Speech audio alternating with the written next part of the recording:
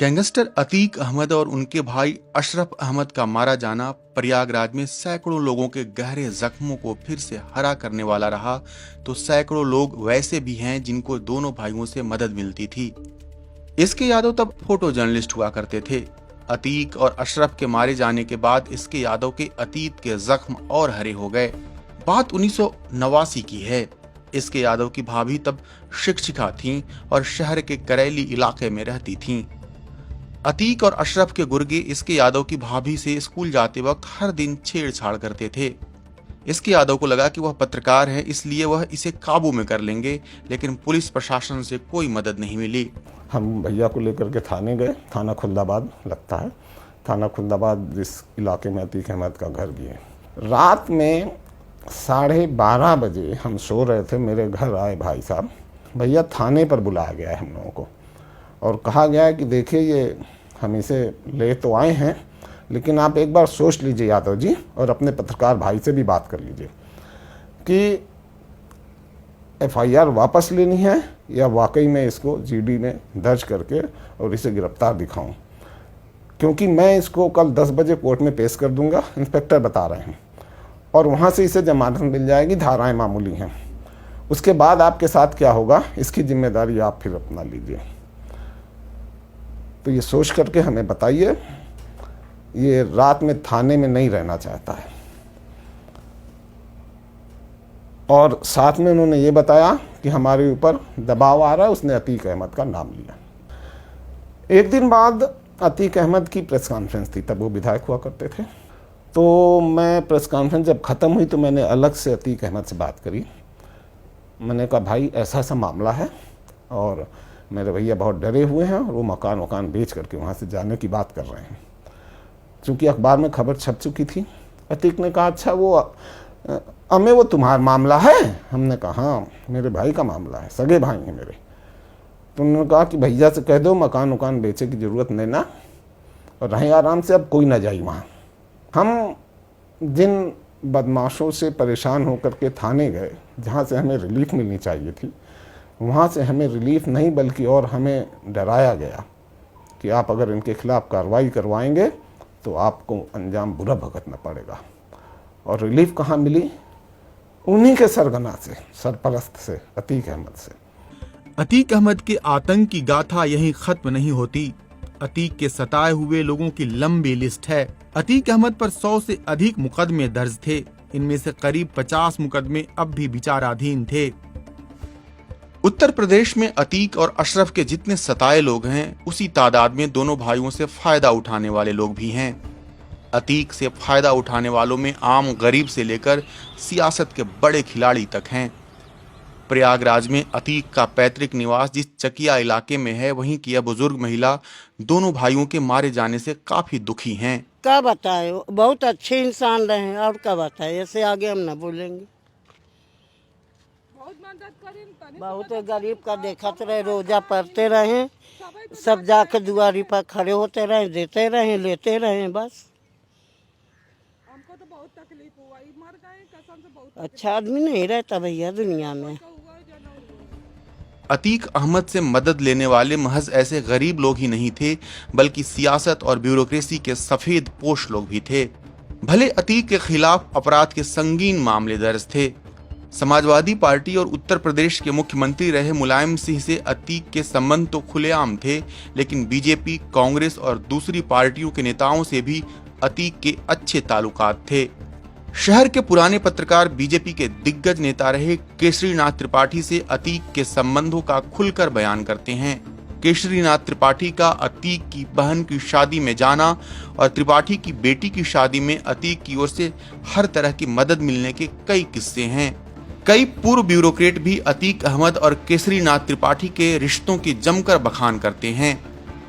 केसरीनाथ त्रिपाठी के बेटे और योगी सरकार के अपर महाधिवक्ता नीरज त्रिपाठी से अतीक और उनके परिवार के संबंधों को लेकर पूछा तो उनका जवाब था, देखिए राजनीतिक व्यक्ति हैं और मैंने जैसा बताया कि उनकी एक्सेप्टेबिलिटी हर पार्टी में थी।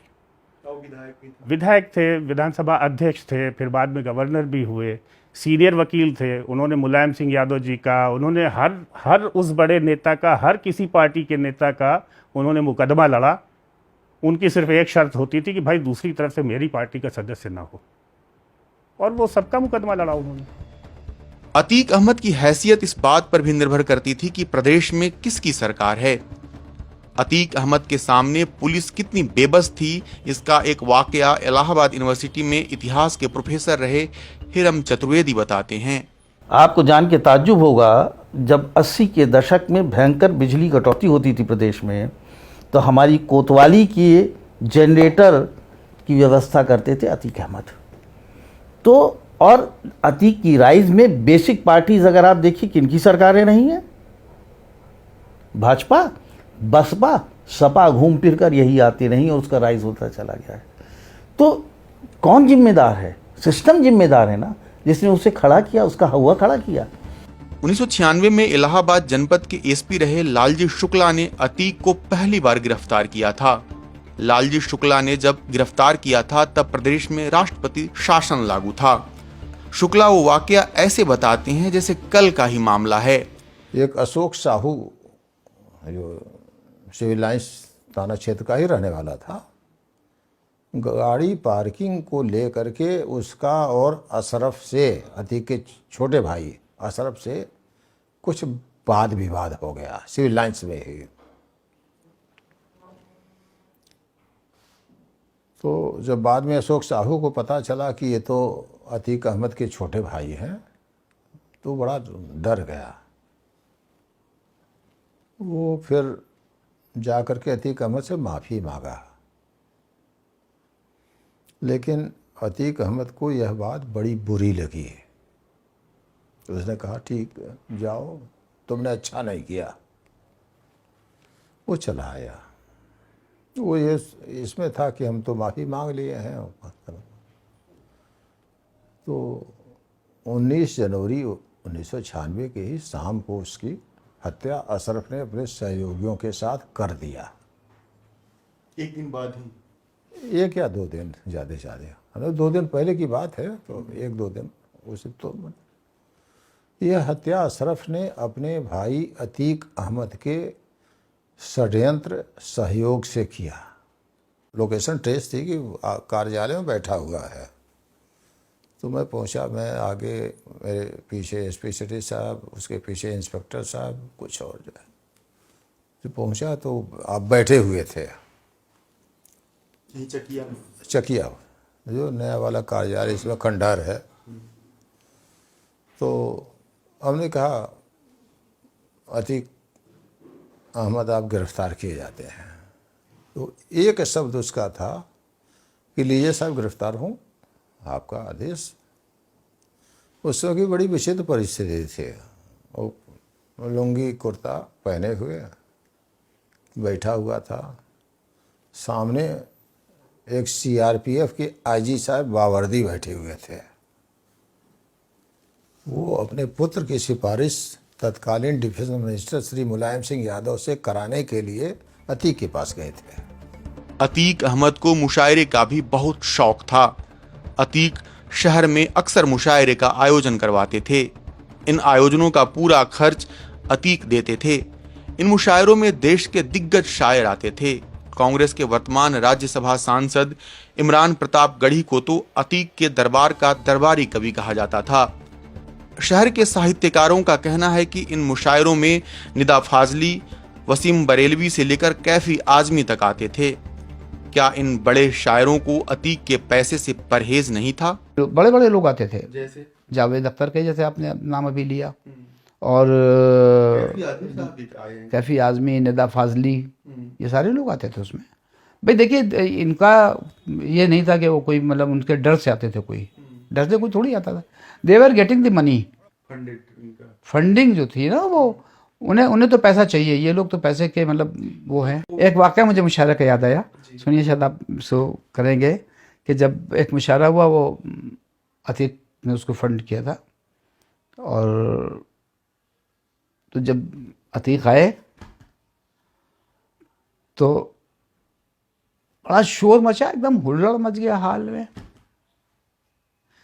तो अतीक ने उस वक्त मतलब वो उनके अंदर का वो जागा, और वो ये नहीं कहा कि भाई आप लोग चुप आ जाइए, खामोश हो जाइए, अबे मेरी सुनोगे ना सुनोगे।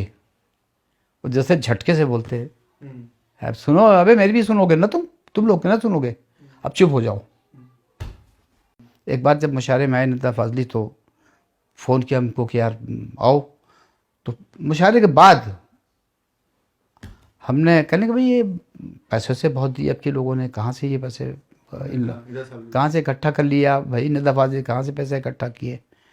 तो हमने कहा यार सब चंदा वंदा हो, हमने अवॉइड किया बताने से कि क्या है। फिर प्यारे नहीं यार, ये ऐसा कैसे हो सकता? तो हमने ये कहा, हमने कहा भाई वो खर्च कर रहे हैं, वो मनीड आदमी हैं, खर्च कर रहे हैं। अतीक अहमद की जिस तरह से हत्या हुई उसे लेकर लोगों की राय धर्म और समझ के आधार पर बंटी हुई है।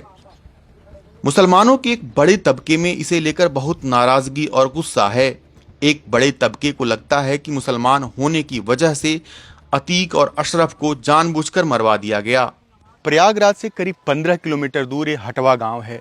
हटवा गांव अतीक अहमद के भाई अशरफ अहमद का ससुराल है और उनके ससुराल का एक घर था। ये बहुत ही आलीशान घर बताया जाता है और इस घर को प्रशासन ने तोड़ दिया है। करीब 2 साल पहले इस घर को तोड़ा गया था।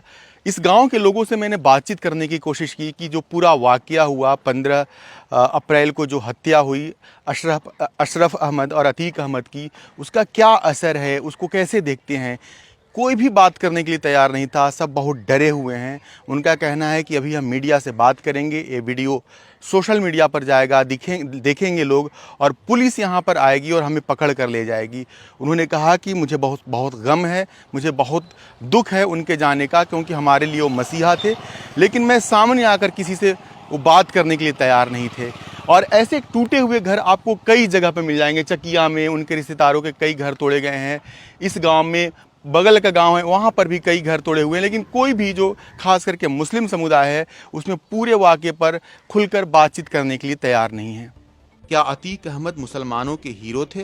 मेरे समझ से लोकल लेवल पे ऐसा कहीं कुछ नहीं है और न वो उनके कभी हीरो रहे हैं। हाँ ठीक है, एक मुसलमान कम्युनिटी से थे, उनका नाम अतीक अहमद था, वो अपनी जगह हैं, लेकिन ऐसा कुछ नहीं कि मुसलमानों के हीरो रहे हों या किसी अदर दूसरी कौम के बहुत बड़े विलेन रहे हों। उनके लिए मेरे समझ से समाज में अगर उन्होंने आपराधिक कोई कृत्य किया है तो सबके लिए बराबर रहा है।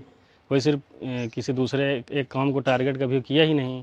जितना मुसलमान प्रताड़ित थे, अगर दूसरे भी रहे, हो सकता है दूसरी कौम भी रही हो, तो कहीं न कहीं उससे ज़्यादा मुसलमान प्रताड़ित थे। कैसे? जो भी जितना भी उनका बिजनेस एम्पायर था या जो ज़मीनों का कारोबार था, जाहिर सी बात है उनका मुस्लिम इलाके में ज़्यादा था और उससे जो भी जितना भी त्रस्त हुए लोग, तो वो ज़मीन के मामलात में मुसलमान ही थे ज़्यादातर। अतीक अहमद बहुत हम लोग की मदद करते थे, हर से ज़्यादा मदद करते थे। जैसे शादी ब्याह हुआ, जैसे क्या बोलते हैं, कोई बीमार उमार हो गया, उनके पास जाना, वो जाते थे, हम लोग तो फ़ोन कर देते थे, हर तरह की सुविधा मिल जाती थी हम लोग को। कोई गलत आदमी नहीं थे, तो उनके पास कोई भी जाता था, कोई ऐसा बंदा जाता था, वो हर चीज़ की मदद करते थे। अतीक अहमद के उभार की कहानी की शुरुआत चांद बाबा की हत्या से होती है। अतीक अहमद के अंत की कहानी भी एक हत्याकांड से होती है और वो फरवरी महीने में उमेश पाल की हत्या थी। उमेश पाल की हत्या के बाद से अतीक अहमद के साम्राज्य का अंत होने में मुश्किल से 2 महीने का वक्त लगा। कुछ ही दिन बाद उनके बेटे असद अहमद का एनकाउंटर होता है और उसके कुछ दिन बाद यानी 15 अप्रैल को अतीक अहमद, उनके भाई अशरफ अहमद की हत्या कर दी जाती है पुलिस की मौजूदगी में। अतीक अहमद के उभार की कहानी जितनी फिल्मी है, उसी तरह से उनके अंत की कहानी भी उतना ही नाटकीय है। अतीक अहमद की एक कब्र है और इसके ठीक 1.5 किलोमीटर दूर राजरूपपुर में उनके 2 बच्चे बाल संरक्षण गृह में बंद हैं। इसके ठीक पीछे उनका एक आलीशान घर हुआ करता था। ये चकिया का इलाका है, लेकिन वो घर भी ध्वस्त हो चुका है। वीडियो जर्नलिस्ट देवाशीष के साथ रजनीश कुमार, BBC प्रयागराज।